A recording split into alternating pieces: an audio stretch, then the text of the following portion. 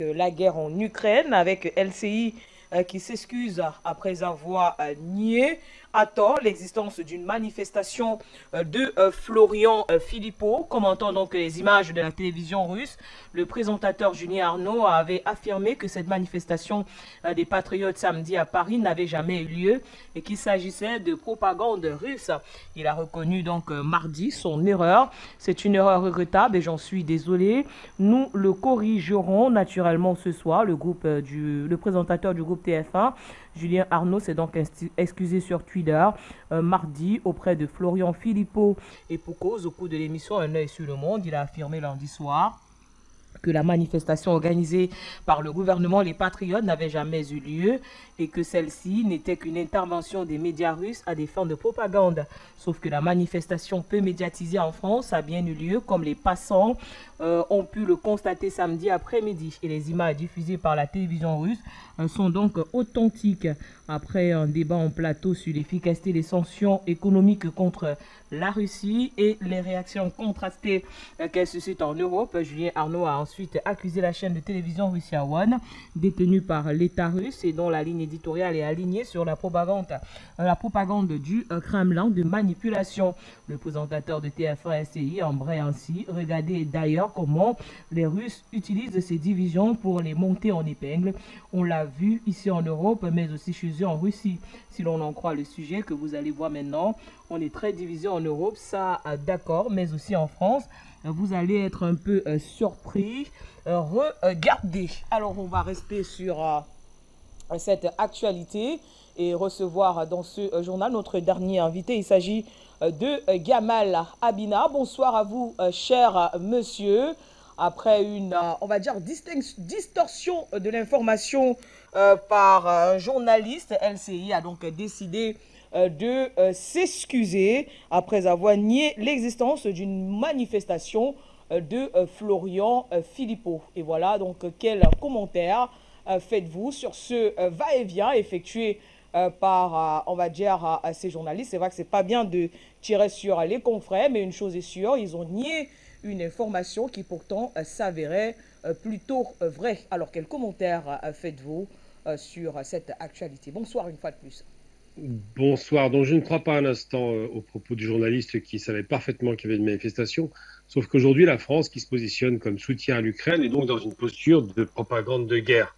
Et les journalistes qui sont payés évidemment pour faire un travail, lorsqu'il y a une propagande de guerre, sont obligés de suivre le mouvement. Il avait été affirmé, alors bon, je ne suis pas du tout fan de Florian Philippot et de son mouvement d'extrême droite, mais il est évident que dans cette manifestation qui demandait la destitution de Macron, un des griefs qui avait été porté contre le président était qu'il s'était engagé aux côtés de l'Ukraine et que ça coûterait en termes de paix sociale à la France, ça aurait des conséquences très lourdes et on les voit très bien puisqu'il y a l'inflation galopante et le prix de l'énergie augmente et il n'y a pas de bouclier pour faire face à cela. Donc le journaliste n'était pas dans une situation de s'être trompé puisque Florian Philippot, qui est un homme politique de premier plan malgré tout, avait prévenu les rédactions en règle générale. Il ne s'entend pas avec l'AFP, mais ils savaient tous, puisque la manifestation se tenait au pied de la Bourse de Paris et donc de l'AFP, tout le monde était au courant de cette manifestation et des revendications qui étaient portées par elle. Il se trouve que Florian Philippot a beaucoup capitalisé sur la question des gilets jaunes et qu'aujourd'hui, sur la question de l'antipass, ou pass sanitaire, et aujourd'hui, là, il capitalise sur la question de la satisfaction, ou du moins de la colère sociale qui est en train de monter par rapport à la gestion de la crise vis-à-vis de l'Ukraine. Et je ne crois pas à ces excuses parce qu'évidemment, dans l'émission que j'ai eu l'occasion de regarder d'ailleurs, très intéressante émission, on se rend bien compte que non seulement elle considérait que les Russes faisaient de la propagande outrancière, évidemment les Russes font la propagande, mais prétendaient que les Russes mentaient. Là, on passe à autre chose. La propagande, c'est habiller la vérité de certains mensonges. Mais là, une information telle qu'une manifestation anti-Macron par rapport à la guerre en Ukraine, en partie vraie, évidemment, il n'y a pas que ça, est une information quand même qui n'est pas anodine. Les Russes expliquent que les populations européennes commencent à se désolidariser de la question ukrainienne parce qu'elle commence à être impactée économiquement. Et lorsque Florian Philippot annonce une manifestation, tout le monde sait qui il est et pourquoi il le fait. Donc le fait de croire ou de ne pas croire, soi-disant qu'il y aurait une manifestation en plein cœur de Paris, à la Bourse de Paris, c'est très difficile à croire. En revanche, les débats qui ont eu lieu le jour de cette émission, c'était de se moquer des Russes en disant, vous vous rendez compte, ils nous font croire qu'il y a une manifestation, il n'y en a pas. Donc il était très péremptoire ce jour-là.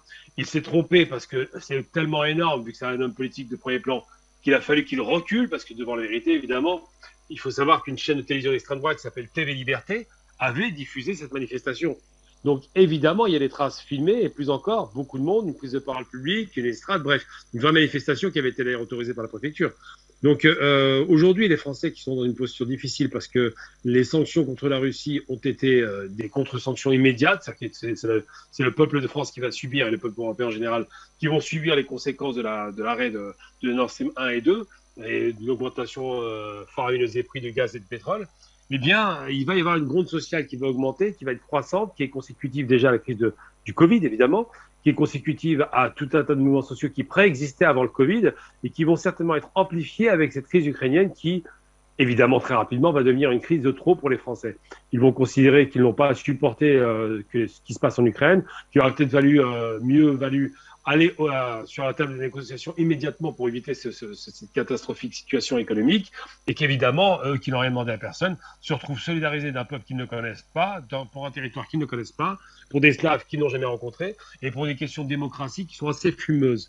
Donc oui, il est au courant, évidemment, comme toute la France, qu'il y avait des manifestations qui sont à venir, qui vont être croissantes et importantes. Ils sont au courant de la grogne sociale qui était attendue pour la rentrée, il n'y a aucune surprise là-dessus. Et ils sont aussi au courant que les Russes, évidemment, dans le jeu qui est le leur, rappellent que les Français ne sont pas forcément solidaires de leur gouvernement et de leurs dirigeants. Donc oui, c'est un journaliste qui fait croire qu'il ne savait pas, il le savait, je pense qu'il ment. Simplement, je dis haut et fort, il ment.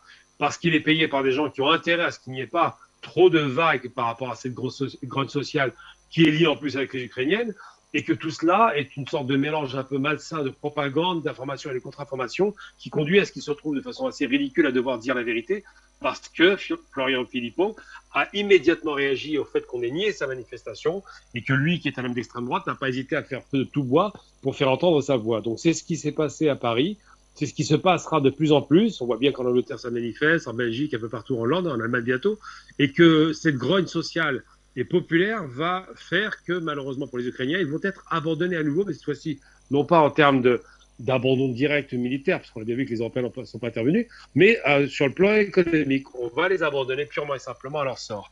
Voilà où on en est aujourd'hui par rapport à cette guerre russo-ukrainienne. Et puis j'ai envie de dire que finalement, ce journaliste, dans son zèle et son excès de mépris qu'il avait affiché par rapport aux chaînes de télévision russes, eh bien, il a juste consacré un propos qui avait été tenu par Poutine, à savoir que l'Occident est l'empire du mensonge. Quand ils sont dans une démarche de propagande verte, en l'occurrence, c'est ce qu'on a aujourd'hui, ils sont capables de produire des mensonges tellement éhontés que ça en devient pathétique.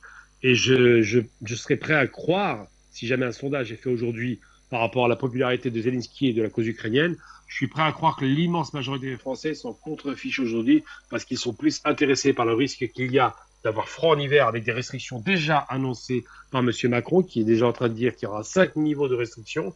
Donc, il a menti sur la réserve de gaz que la France possède, soi-disant.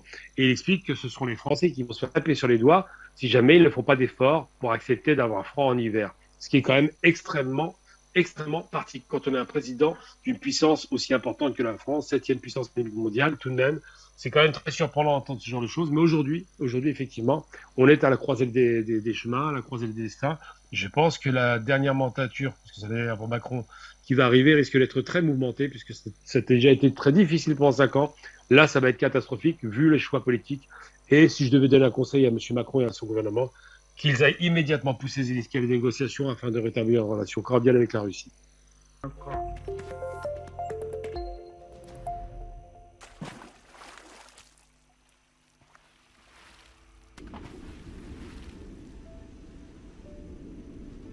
Afrique Média. Le monde, c'est nous.